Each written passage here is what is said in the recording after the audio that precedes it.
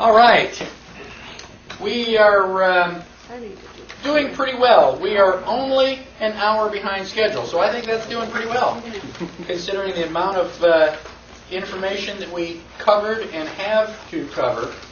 I'm going to try to keep up my pace so that we can formally finish at 6 o'clock, because there are probably people that have got to leave. But once we get to 6 o'clock, we'll take a break, and then we will just continue and go into...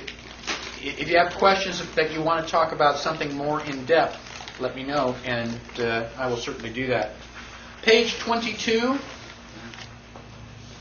I figured by this time the seriousness factor is a little bit high, and so I've attempted to interject a little bit of humor for comic relief. I have inserted something called a Bill of No Rights, which I've downloaded off the internet, and you've got a website there. I am not responsible for it. I only wish that I were.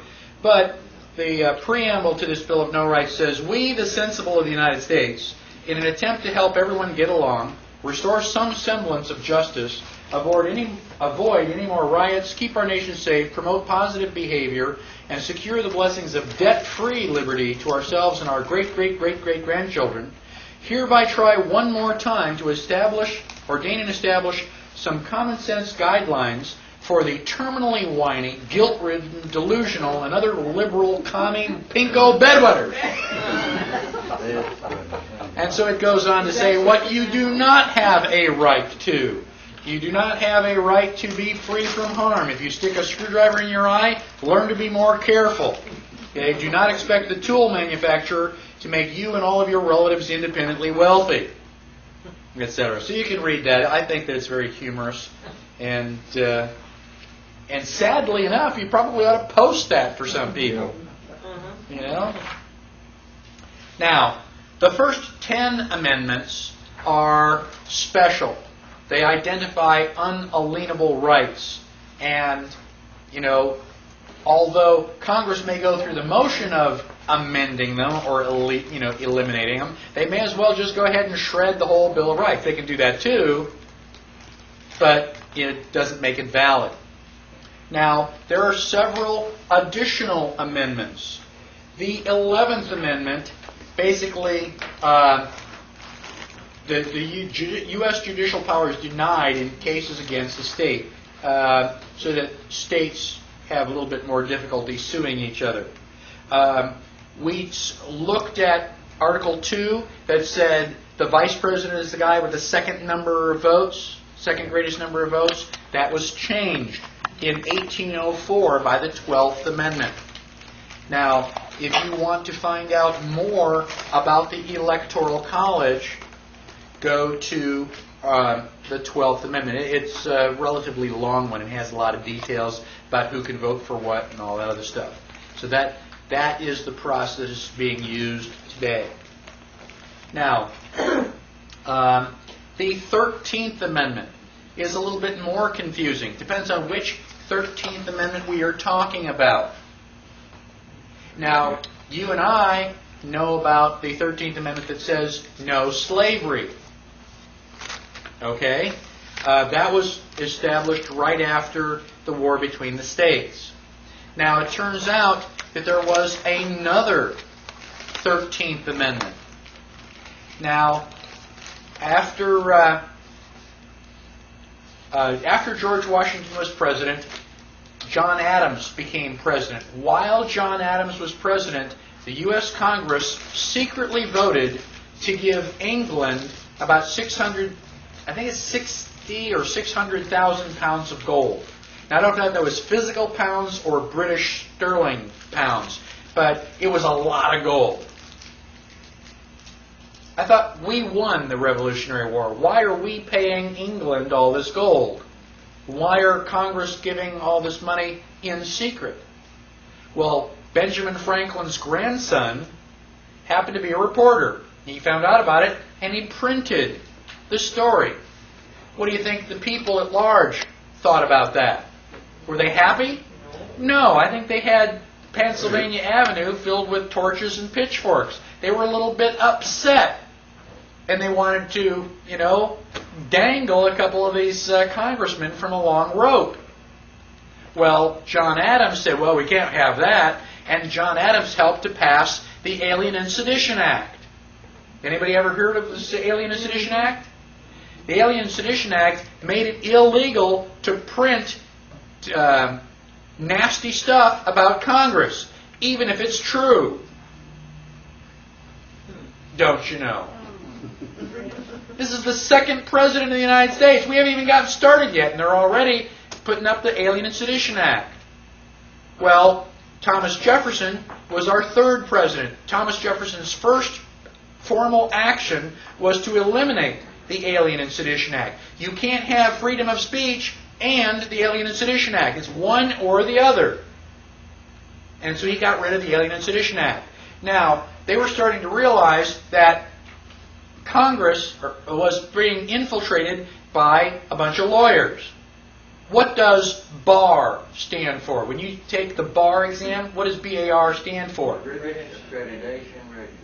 British Accreditation Registry. British Accreditation Registry? So these are the king's men? And when you become a lawyer, you get to put Esquire after your name. It's a title of nobility. Well, the Founding Fathers that were still around went, wait a minute, we got to put a stop to this. And they did the Titles of Nobility Amendment.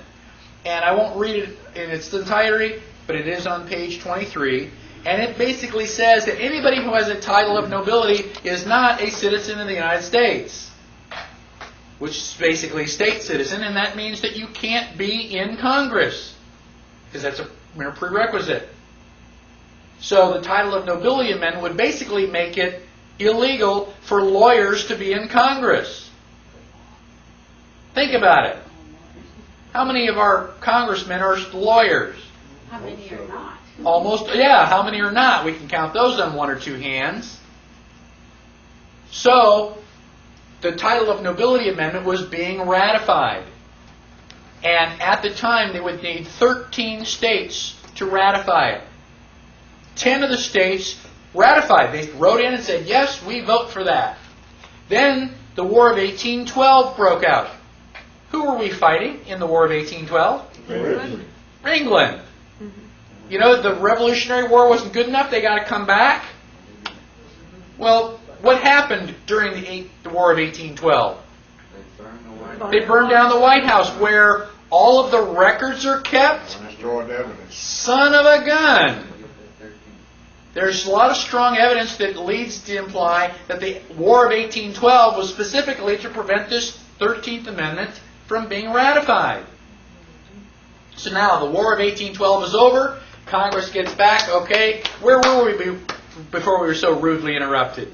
Oh yeah, we had this amendment. And 3 states didn't show up. We didn't get their answer. Let's go get it now. So they write a letter to the president, say, go out and find out what those 3 states said. There is documented proof that the president of the United States wrote and said, what was your answer? Now, there is no evidence that the states wrote back. However, because the states were now subordinate to the supreme law of the land, every time the state would print the state laws, it seemed like a good idea to print the Constitution at the front page. That was the supreme law. All the state laws follow it. Now you have 2 guys out in Maine, and they just do this research. They're looking through all these old books. If you like that kind of stuff, fine. Now, when they take a coffee break, imagine them going, I wonder what the oldest book in the library is. And so they go through, running through all the shelves, and they find this old book, and they slide it off the shelf, and it's got all the dust, and they blow it off, and here's the Constitution. You got the Bill of Rights, and the 11th, 12th, and 13th Amendment. That doesn't look like no slavery. It looks like no titles of nobility. We've never heard of that before. So they started doing research, and they found out that the title of nobility amendment was printed no less than 47 times between 1820 and 1860. Why would they print the title of nobility amendment if it hadn't been ratified? Now, all of a sudden we get to 1860. What happened in 1860? Civil War. Son of a gun. And all of a sudden, title of nobility amendment is no longer printed. They just, what, erased it? How do you get rid of an amendment? With another amendment. Do you know of an amendment that gets rid of the titles of nobility amendment? No. So, if it was properly ratified, it's still in effect. And if it wasn't properly ratified, we can finish it. Imagine what would happen if we ratify the title of nobility amendment. Now, we could all go to Washington, D.C., wave bye-bye to all the lawyers. Wouldn't that be great? So, now, I'm not saying whether the titles of nobility amendment was properly ratified. I wasn't there. But I've given you two websites. Well, first of all, a little paragraph that says, yes, the titles of nobility amendment was properly ratified, and another paragraph that suggests, well, maybe it wasn't, trying to be open-minded here. And then in back, I've got several websites that will determine what page is that on? On page 51, I point you to 3 different websites that you can go to and research it on your own. Let me tell you in advance that one of the websites shows you photographs of this amendment printed in the books. I don't know, looks pretty convincing to me. Now, so eventually, Civil War, we just forget about titles of nobility. Now we've got the 13th Amendment. 13th Amendment says no slavery. So, great, whites and blacks are the same, right? No, we've now got to pass the 14th Amendment that creates U.S. citizens and gives blacks privileges. Privileges and rights are not the same thing. 14th Amendment was also not properly ratified. Oh, by the way. 15th Amendment, we finally give blacks suffrage. What is suffrage? The ability to vote. All right? When did women get suffrage? 1920. So girls, now you know how you rate relative to slaves. Well, if we own property, we were able to vote, though. Okay? So basically, you know, it's all landowners, and there were some women who were landowners, but not many. It took 40 years. Right. Had to keep you in place. You know, I guess that means that slaves are worth more because you actually have to buy a slave. You know, you just got to get married and have her do all your laundry and cooking. Have you ever seen what the price of dating is? Oh. Okay, so women were allowed to vote with the 19th Amendment. The 16th Amendment. 16th Amendment is also pretty controversial. It says that the U.S. can tax on income from any source derived. So if income is derived from source, then income and source are 2 different things. Even if we don't know what they are, an income is not a source. An income is derived from source. So what is a source? Well, we don't really get into that. The 16th Amendment was also not properly ratified. And Bill Benson's got a book, you probably all have read it, The Law That Never Was. The 17th Amendment changed the way that we elect our senators. Prior to the 17th Amendment, the senators were elected by the state legislation, so that the state had some control over what happens in Washington.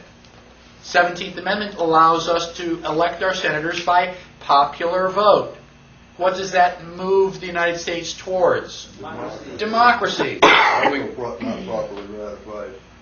Yeah. So, ever since the Civil War, things in Washington, D.C. have been happening fast and loose, and they just say, oh, don't worry about it. Don't look at that man behind the curtain. Just trust us. Would we lie? We're Federalists. They're the anti-Federalists. We wouldn't lie.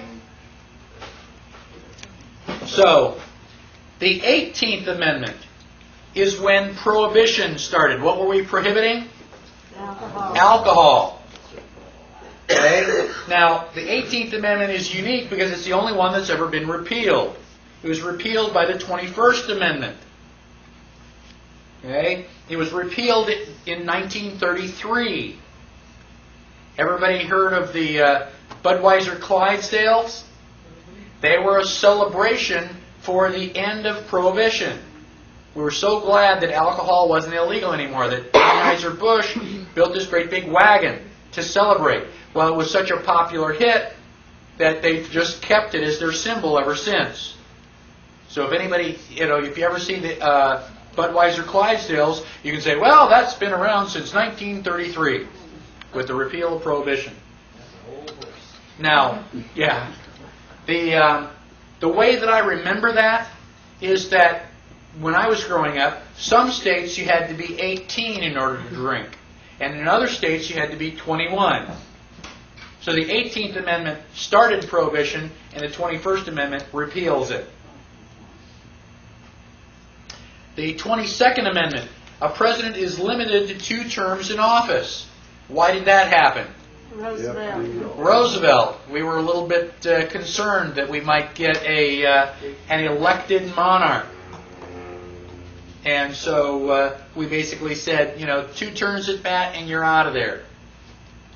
23rd gives District of Columbia electors as though it were a state. Why do we want to do that? I don't know. How do we go back and undo that? Washington, D.C. is a federal territory.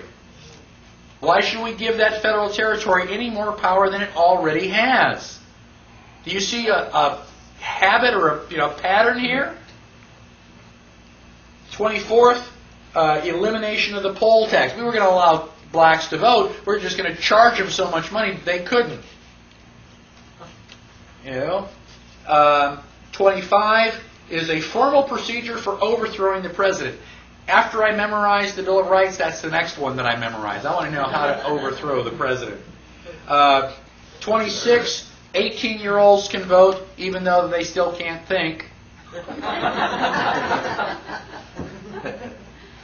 What difference does it make? It doesn't count anyway. We're just going to let you pull a lever.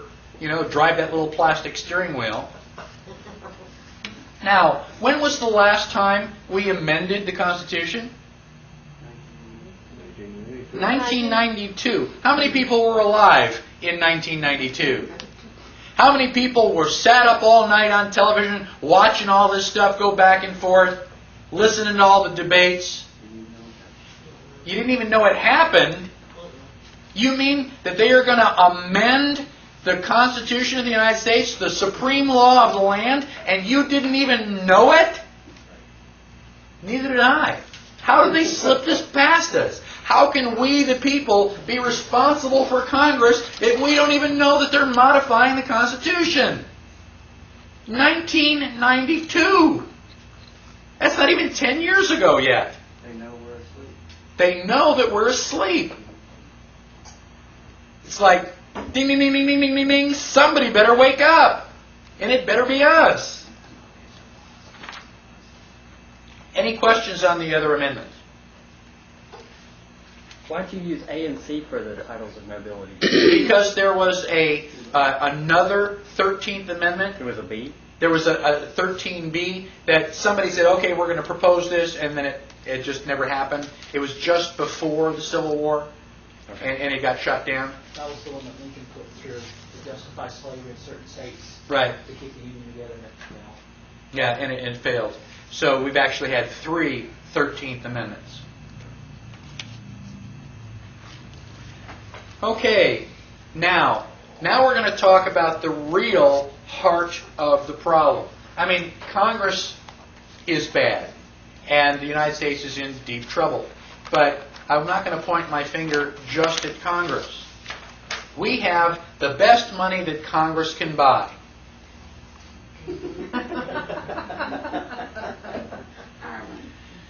Sigh. We're going to talk about legal tender and lawful money, and what is the difference. The real problem is the economy. That's how the Constitution got started. They sent our guys to Philadelphia because the economy was bad. They were suffering from inflation. Some things, just never change. Now, let's talk about gold and silver. Why are gold and silver used as money around the world, not just in the United States? They're valuable. They are valuable. They have an intrinsic value. If you don't like coins, you can melt this down and make silverware. We don't rust and rot. That's where the term came from. Now, not everybody had silverware because silver is, kind of hard to come by. But, if you don't like it in this form, you can melt it and change it into something else. It has intrinsic value. All right? Why else do we use silver and gold? Constitution so states. Well, it was put into the Constitution. A small amount of it, especially with gold, can equal a fair amount. Right. So gold is very, very valuable. Why is it so valuable? No free electrons, it won't oxidize. It won't oxidize. It's a limited Right? amount. How much gold is there? There's a limited amount. There's a limited amount. Can gold inflate? Can we just go out and just, start spitting out more gold? No. If you want more gold, what do you have to do? You got to go and dig it up. And it's hard work. And so you can spend, 10 or 15 years of your life and end up with this little ball of gold. Okay, you worked hard for it. You deserve it. Is it that ounce of gold going to inflate the economy? No. So the fact that there is a limited amount of gold and silver is a primary reason that countries all over use this as a medium of exchange. Now, when they had these goldsmiths, what you would do is, you want to buy my apple. You give me this, this gold coin. Well, there is one disadvantage to gold and silver. 10,000 apples. You try carrying this around in your pocket. If I don't have a belt on, I'm gonna lose my shorts. It's heavy. And not only that, if I'm walking around and this stuff is jingling around, everybody knows I've got it. And they can either cut my throat or cut my purse, and take it from me. So it does have a disadvantage. So one of the things that we used to do is take your money to the goldsmith. One, he would punch it into coins for you and make them all the same. And then he also had a great big lockbox. So you can say, well, I want to just leave my gold here where it's safe, and the goldsmith would give you a receipt for it. Kind of like Chinese laundry. You bring back the receipt, we'll give you your gold. No ticky, no washi. So we get your receipt. So now I want to buy your gold, or you buy your apple. I can say, don't go away. And I can run down to the goldsmith, give him my receipt, get the gold, come back and say, okay, here's the gold, you give me the apple. Well, what are you going to do with it? You don't want to keep it around, so you run down and give it to the goldsmith, and he gives you the receipt. Well, gosh, that's a whole lot of running around. If I've already got my gold receipt, can I give you the gold receipt? You give me the apple? Yeah, you're going to end up with it in 5 minutes anyway. It's a lot easier to carry paper. You just put it in your pocket or your wallet. It doesn't weigh as much, and it works the same way. You want the gold, you can go and pick it up. Now, the guy who's holding all the gold goes, wow, this is a real bummer. I've got 1,000 gold coins, and people only come in and collect like 100 of them at any one time. So only about 10% of the people who have gold here ever ask for it back. Everybody's using these gold receipts. Now, because I'm not terribly scrupulous, well, how can I take advantage of that? I can print more gold receipts. Yeah, but if I spend them, everybody's going to say, hey, Jack, how come you got all this money? Where are you getting all that? So I really can't spend it myself, but I can sure loan it to you. Nobody's going to ask you. If they say, where'd you come up with that money? You go, I borrowed it from the goldsmith. So, that's like cool. So if I only have 10% of the people collecting their money, and I have 1,000 coins, I can print 10,000 notes. So I can print all these counterfeit gold receipts. and I can loan them to you and loan them to you and loan them to you, and now everybody's using the gold receipts. You can't tell them from the original ones because I printed the original ones. And now 10% of those people, 10% of the $10,000 are going to come in and collect their gold, and I've got the 1,000 pieces of gold that I need. That's how fractional reserve banking got started. I'm basically counterfeiting money legally. So now, and this is a really great setup. I can counterfeit this money, I can loan it to you, and now when you borrow money from me, you've got to pay me back in interest. And I'm going to ask for the interest in gold. So I don't know where you're going to come up with it, but you're going to go out and bring back more gold. So if I've got more gold, I can print 10 times as much money. For every gold coin you print me, I can print 10 certificates and loan that out. It doesn't take an idiot to figure out that I'm going to be making money pretty much hand over fist here pretty soon. Now, I've got almost the perfect setup. Almost perfect because, you don't borrow enough money. I mean, you're a nice guy, but, you only borrowed maybe $5,000. And you're going to do that once because you want to buy a house. If I want to make more money, I got to figure out a way to loan more money. Who can I go to that will borrow money from me? Can I loan money to a government? Will governments borrow money? Yeah. And they borrow lots of money. Especially if somebody's about to attack. If your country is going to war, don't you want to borrow money so you can buy guns and defend yourself? I mean, and if you're going to borrow money now, aren't you willing to borrow that money at like a really high interest rate? The goldsmith says, yeah, I can loan you the money, but it's going to be 25 or 30%. The bad guys are coming. I need the guns today. I can't work. If you don't give me the money, I'm not going to have anything to defend. So yeah, I'll borrow the money. I'll give you your 30%. Ha ha! I've got the perfect solution. Except, you're battling this guy over here. So I've loaned you money. I'll go over here. You want to borrow money? I mean, you're fighting against this lady over here. You don't want her to win. I can loan you money too. So now I'm playing both ends against the middle. I'm loaning you money at 30%. I'm loaning you money at 35% because I'm not giving you very many chances. And I've got the two of you fighting. You're both borrowing lots of money. I'm making money hand over fist. This is good. What's the only bad news that I could ever get? The two of you shook hands and decided not to be at war anymore. Oh my gosh, we can't have that. If you stop the war, you're going to stop borrowing money. This sounds like wild, crazy, That's exactly what's going on. When Napoleon was exiled, they put him off in Elba, hoping they'll never come back. What do you think the bankers did? Hey, Napoleon, you want to come back and kick some butt? Why do you think we had the Louisiana Purchase? Because Napoleon needed money. He said, yeah, I'll give you that entire Louisiana Purchase. You can have all of France's land. I need money because I got to come back and kick some butt. And he was also borrowing money from the bankers. So we got here, we are the United States. We are printing our own money. Oh my gosh, we can't have any of that. We don't have any control. If you're making your own money, how can we loan you money? So all through the history of the United States, they've been trying to set up a central bank. Alexander Hamilton was the guy who was trying to get it started. And he did. They called it the First Bank of the United States.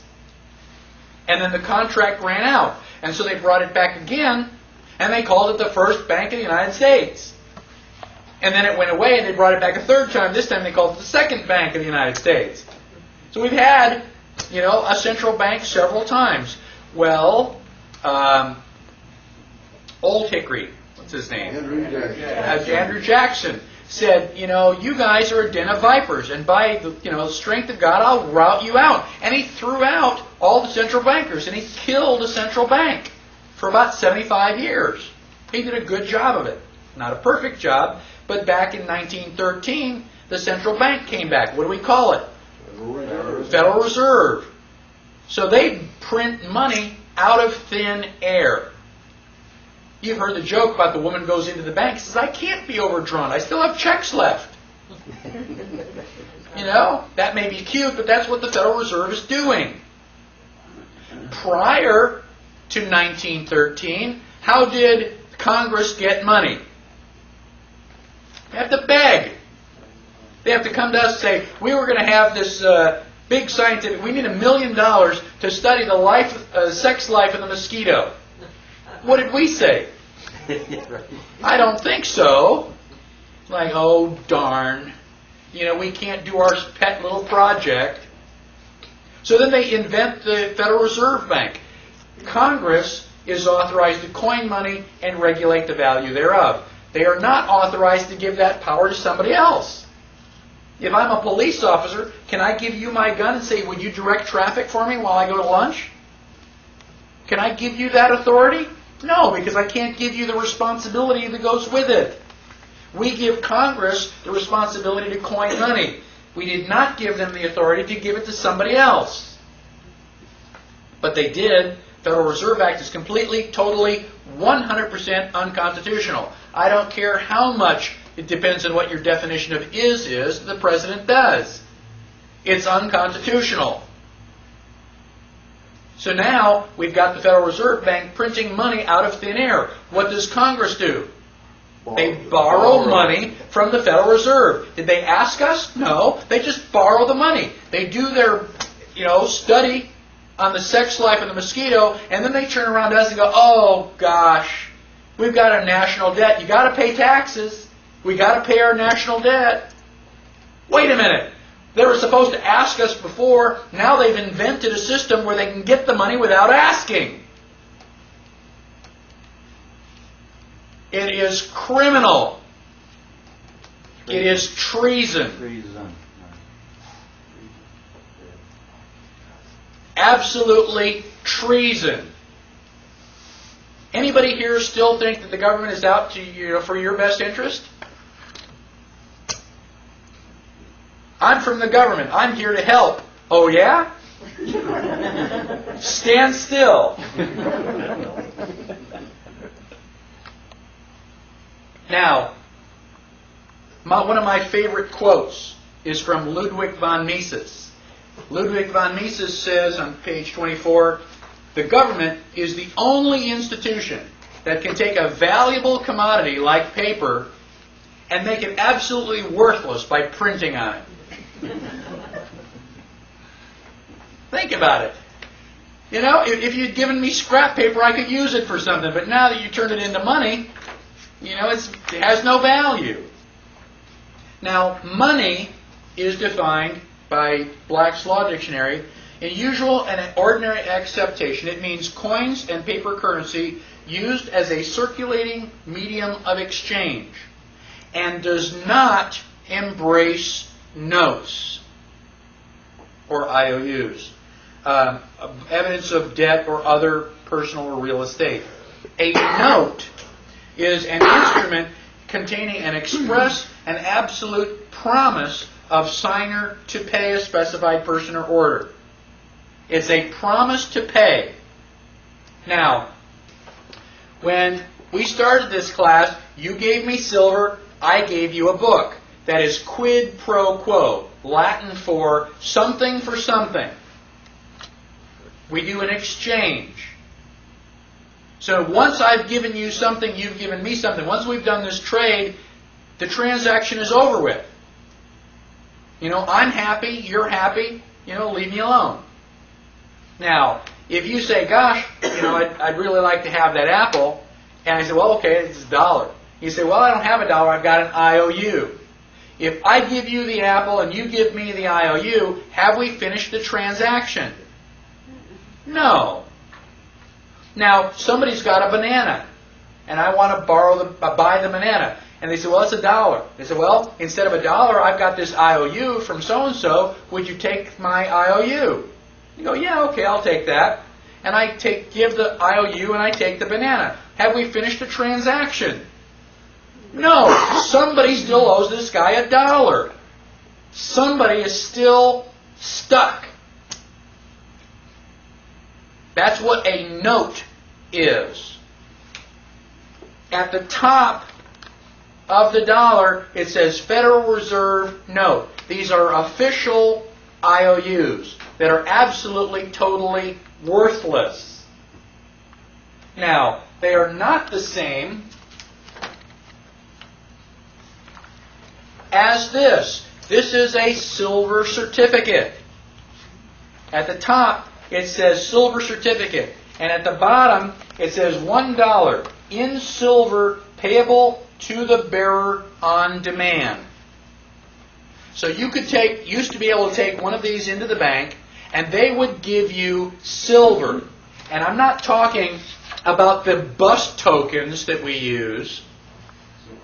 I mean, if you listen to these things drop on the floor, they sound hollow. Doesn't sound anything like silver. So, basically, this is real money because it can be converted into gold or silver. This is a Federal Reserve note, and it happens to be worth whatever Alan Greenspan says it's worth. It is fiat paper. Now, what I want to do, has anybody not seen silver certificates? I'm willing to pass these around. You're a youngster. I want them back. Are they just a collector's item, or are they still considered? I mean, No, this will no, you- always be legal tender, right? You can spend that. Like it's $1. You know, you could spend it like it's $1, but it's worth a whole lot more. I mean, I've got those in plastic. I won't spend it, and I'll give you dollars, but I want that one back. I have No, I one know. curled up in my. I meant legally, can it be? Yes, legally you can spend it. Now you're not going to find those in circulation because there are a couple 100,000 of us that know the difference, and we'll snatch those out of circulation faster. That's rolled up to me. You What know, about a $2 bill? It doesn't say either. what's that? $2 bill. It doesn't say silver certificate or. Right. I have to check the. I have a $2 note. I haven't checked that. There were some older $2 bills. Right. A long time ago. You could read. Okay. Now, It might be the one Kennedy issued. That's in there. okay. Now, negotiable. I'll give you $2,000 for that. $2,000 for what? What is that? One of your silver certificates. Oh. $2,000 bill. Yeah. Well, we won't take that. How about this million? Yeah. Now, negotiable means that we can negotiate about it. If I've got a pile of silver and you've got something that you're going to say, well, how much is it? And we can negotiate. Okay? You can decide whether you want to take it or not. Non-negotiable means you don't have a choice. It cannot be transferred. Not capable of passing title or property by endorsement or delivery. This was the question that you had earlier. If I take your apple and I give you this silver, I'm basically transferring property. This is now your property. The note cannot transfer property. It's just an instrument of debt. It's basically a tally system. You do not own this dollar, even if it's in your wallet. Who owns this dollar? Federal Reserve. The Federal Reserve. It's got a serial number on it and everything. So this is their money. If you go to Avis and you want to borrow one of their cars, you take their car, drive it around for a week, fill it up with gas, bring it back. It's still their car. They're going to charge you money for borrowing it? Yes, that's known as an excise. Rent on the car. The 16th Amendment, the Supreme Court has determined that the 16th Amendment confers no new power of taxation on the Congress. Congress can't do anything now that it couldn't already do before the 16th Amendment. The Supreme Court says all the 16th Amendment does is to establish the income tax as an excise, which means that you are paying rent for using their property. It's like going to Avis. Did you transact business using these? Yes. We got to pay rent and all the paper dollars that you handled. Why do people use the Federal Reserve notes? Don't have much choice. Use no other choice. It's like Henry Ford. You can have your car any color you want as long as it's black. If you have a choice of one, is it a choice? No. So, what do we need? We need some options. So instead of using this, we can use this. This is American Liberty currency, minted by an organization called NORFED, N-O-R-F-E-D, the National Organization for the Repeal of the Federal Reserve. So not only, if you don't want to carry the silver in your pocket, you can carry silver certificates. This is a certificate. It's a warehouse receipt. So if you have this in your possession, you can go in, and for every one of these, they will trade you one of these. This is just a placeholder. Put it in your pocket, just like the goldsmith. Use this instead of that. But if you want this, you can go and pick it up, because they don't print one of these unless they have one of these in circulation or stored in a warehouse someplace. Now you have a choice. You don't have to use these. Now if somebody buys something and they give you this, technically you're obligated to take it. It's not negotiable. This is negotiable. How long have those been out? These have been out for 3 years. There's already $1 million like this in circulation. See, being in business, I never knew that. I wouldn't have known Okay. if somebody came in and gave me. And that's why I'm here to educate you. Okay? It is an option. And every time we use these, we don't have to pay rent on the other guy's stuff.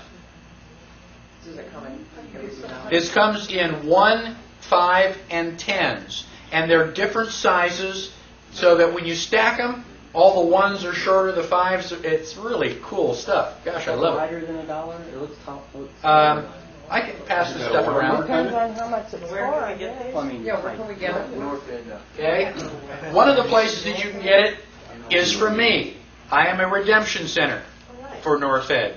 You can go to norfed.org and you can buy it off the internet. And basically, in the back of your book, in the handouts,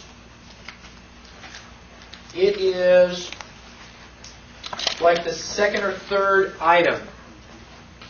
Okay, I've got a little flyer for the NorFed, and it explains what it is, what it looks like. It is perfectly legal.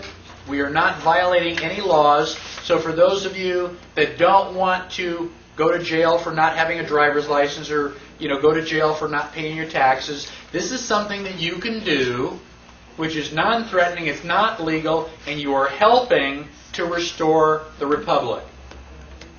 You said it's not legal. It is legal. It is legal. It's not illegal. It's not illegal. Do the merchants accept it? Some do, some You don't. can negotiate. Now, if a merchant will accept it, they can put a little silver tag. You know how you got American Express, MasterCard, Visa labels on the door? We've got another silver label about the same size that says ALC, American Liberty Currency. And we've got 3 or 4 places in Austin that will accept it.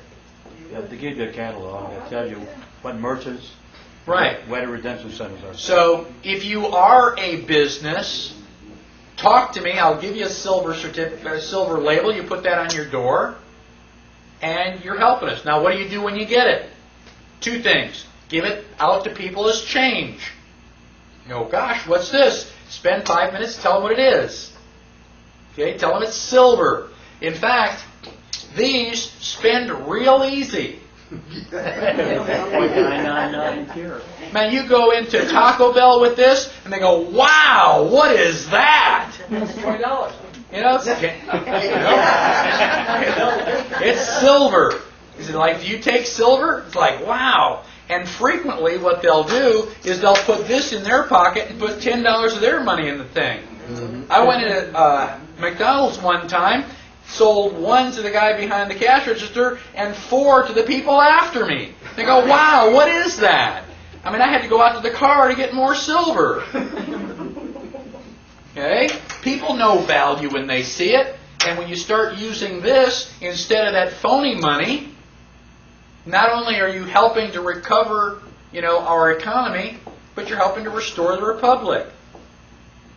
And it's only been around for 3 years yet. As more and more people learn about it, it's going to help. And I'll talk to you some more about that same organization. Did you bring a lot with you? Quick question.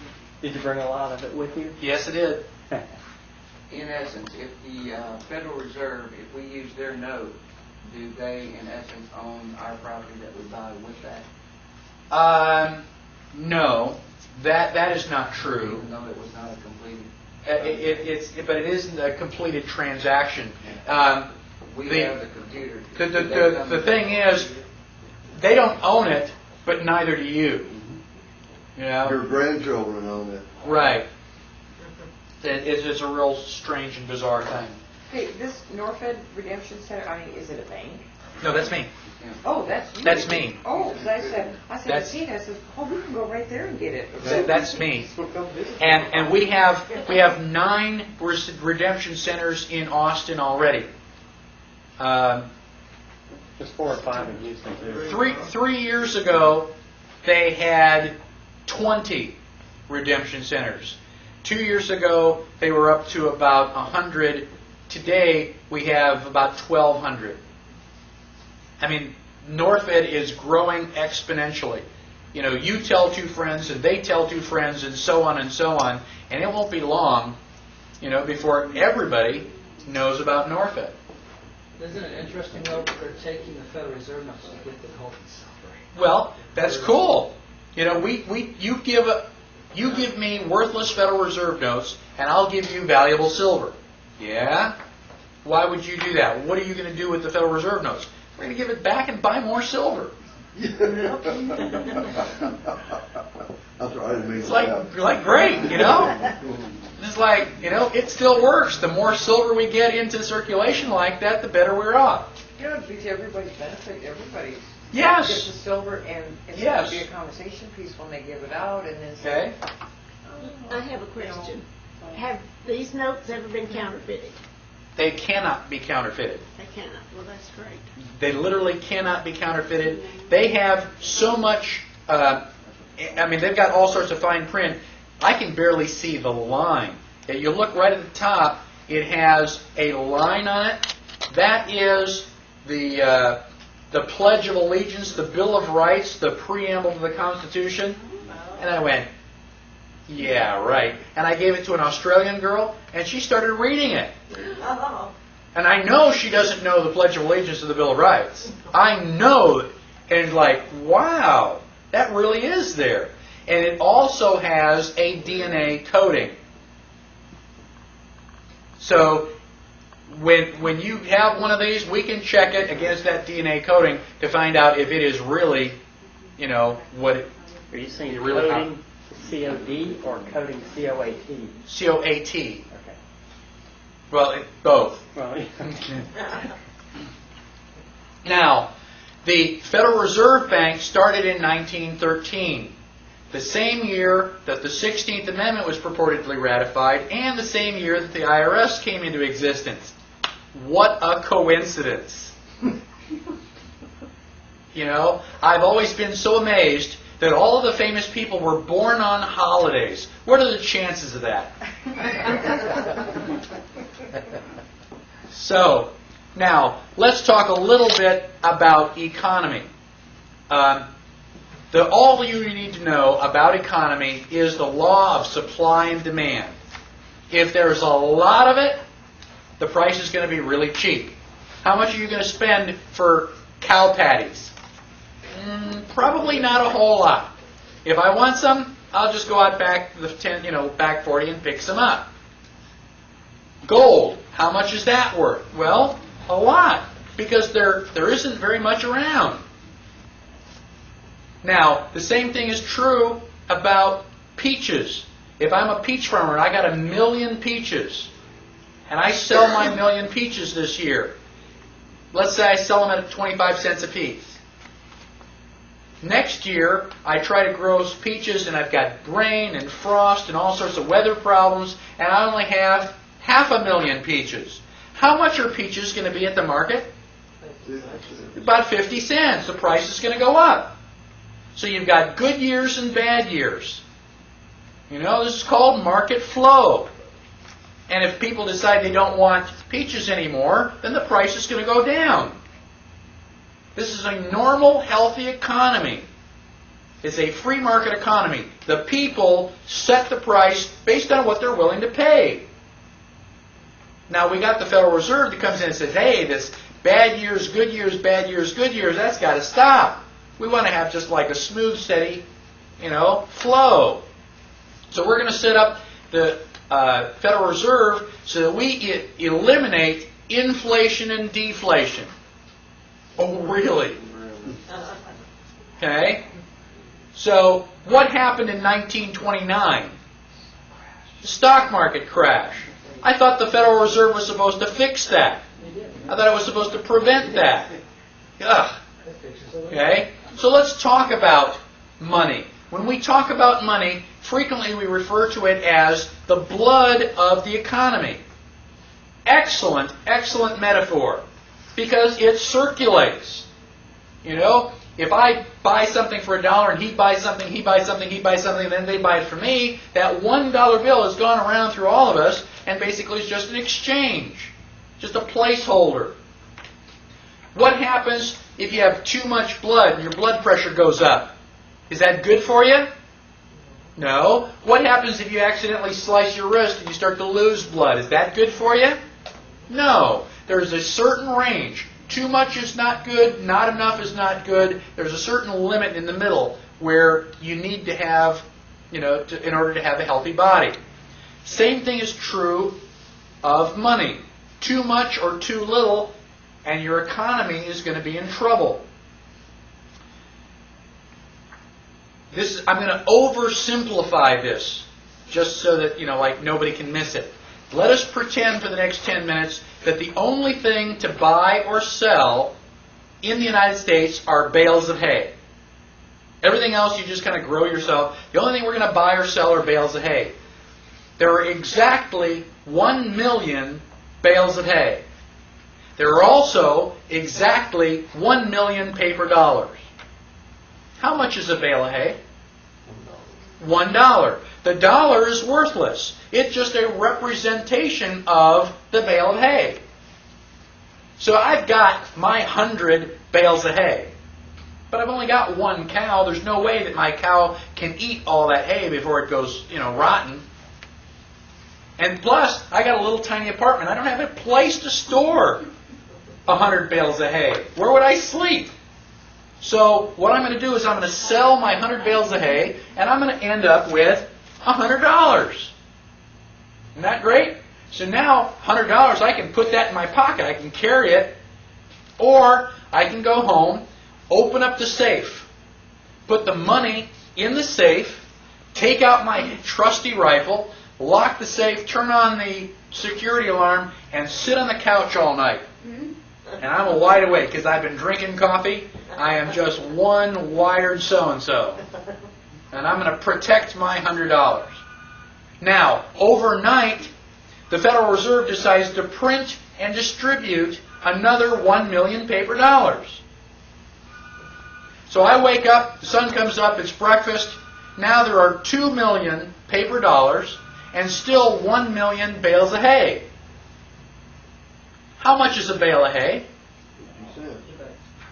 Bale of hay is worth $2. Bale of hay is worth $2. I go into the safe and I bring out my $100. How many bales of hay can I buy? 50. So without triggering the alarm, without walking past me and my rifle, without even opening up my safe, the government has stolen 50% of my buying power. That is why inflation is evil. Because they're stealing from you and you don't even know it. How did we get into trouble in the first place? Why did we write the Constitution? Because each of the colonies was printing money. They were suffering from inflation. After World War I, Germany had a 5,000% inflation rate. Whatever cost you $1 in January cost you $50 in December. When I was a boy, my mother told me that you would walk around with a shopping bag full of money. Why? Because you're rich? No, because the money is worthless. It cost you $1 million to go and buy the groceries. And you say, oh yeah, but that was back, World War I. That's before my time. Ever go to Mexico? You go down and buy a hamburger and fries in Mexico, it's going to cost you 77,000 pesos. Oh my gosh, and you get your calculator out and you go, oh, that's $8. Why are pesos worthless? Because Mexico has been inflating their money. If you walk around and you see a peso on the ground, you don't even pick it up. It's not worth the time to bend over. Oh, but wait a minute, there's a washer on the ground. I'll pick that up because I may be able to use that. So it can't happen here. Ever since 1913, the Federal Reserve has been printing money, printing money, printing money. Where did it go? How come we're not knee-deep in dollar bills? Federal Reserve, IRS has been stealing Because it they're back. putting it in on one end and taking it out every April 15th. What does it cost them to put it in? Nothing. They print the money out of thin air. And they put it into circulation. How do you get it? You work your butt off. You work hard. You go, okay, I've got it. And the IRS comes along and say, okay, we're going to take 40%. Thank you very much. The IRS does not pay for roads, hospitals, and national defense. It's a lie. They're just a vacuum cleaner to suck out all the paper so you don't realize that your money isn't any more worthwhile than Mexico's. And they've been doing it since 1913. If I have a bucket and I pick a hose and I start pouring water into the bucket, what's going to happen about 1 or 2 minutes from now? Overflow. It's going to overflow. Well, if I punch a hole in the side of the bucket and I'm standing here pumping water in and talking and just holding the hose and filling up the bucket, how long is it going to be before you go, wait a minute, how much are you going to fill up that bucket?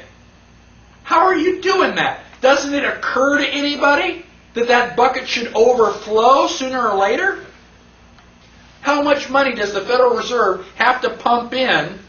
How much money does the IRS have to take out before you go, wait a minute, something's wrong? We have to regain control of our economy. If we don't regain control of our economy, we are sunk. End of story. I'm going to take a 10-minute break, and then we'll come back and talk about deflation.